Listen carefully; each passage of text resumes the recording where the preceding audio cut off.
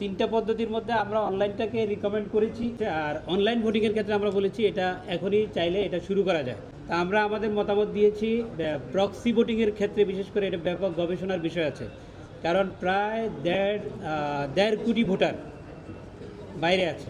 তো 1.5 কোটি ভোটার, প্রতিটা আসনের জন্য 50,000 ভোট। তো এটা মনে করেন যে কোনো আসনের জন্য এটা একটা কি ফ্যাক্টর, যে 50,000 ভোটের মধ্যে যদি আপনার 70% একদিকে যায়, ওইটা ভোটকে প্রভাবিত করবে।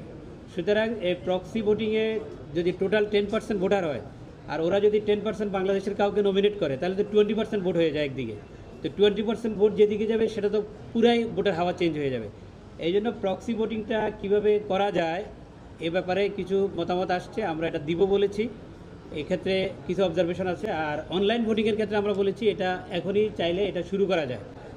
পাইলটিং আমরা বলেছি এটা করা যায়, তবে আপনি একসাথে 1.5 কোটি ভোটারের দায়িত্ব নিতে পারেন না। যে কোনো প্রজেক্টেরই এটা একটা পাইলটিং করা লাগে।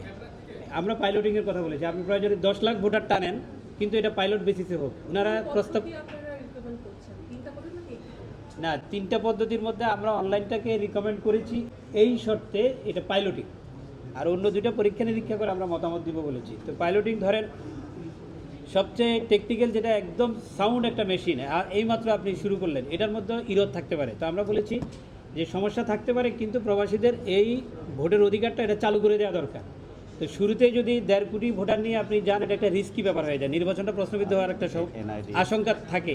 আর এই 1.5 কোটি ভোটার সবাই কিন্তু এনআইডি পায় নাই। সুতরাং যারা এনআইডি পেয়েছে তাদের মধ্যে অগ্রাধিকার ভিত্তিতে যদি রেজিস্ট্রেশন ওপেন করে দেওয়া হয়, আর ঠিক করা হলো, সেটা আমরা বলেছি আপনারাই ঠিক করবেন, 5 লাখ অথবা 10 লাখ পাইলটিং করেন, এবং সেই রেজিস্ট্রেশনটা কমপ্লিট হয়ে যাওয়ার পরে সার্ভার অফ হয়ে যাবে। ওরাই পরবর্তীতে আপনার অনলাইন ভোটে অংশগ্রহণ করবে। ওনারা প্রস্তাব করেছিলেন কয়েকটা দেশ, এই দেশগুলোতে যদি করা যায়, কারণ কিছু কিছু দেশ আছে সেখানে নির্বাচন পদ্ধতিই চালু নেই, ওই দেশের পরিবেশটা ওভাবে নাই। তো আর যদি অনলাইন ভোটিং হয়, এখানে কোনো বাইরে কোনো পরিবেশ থাকবে না, বুথে দাঁড়ানোর কোনো বিষয় থাকবে না, আপনার এমবেসিতে দাঁড়াইয়া লাইন ধরার কোনো বিষয় থাকবে না।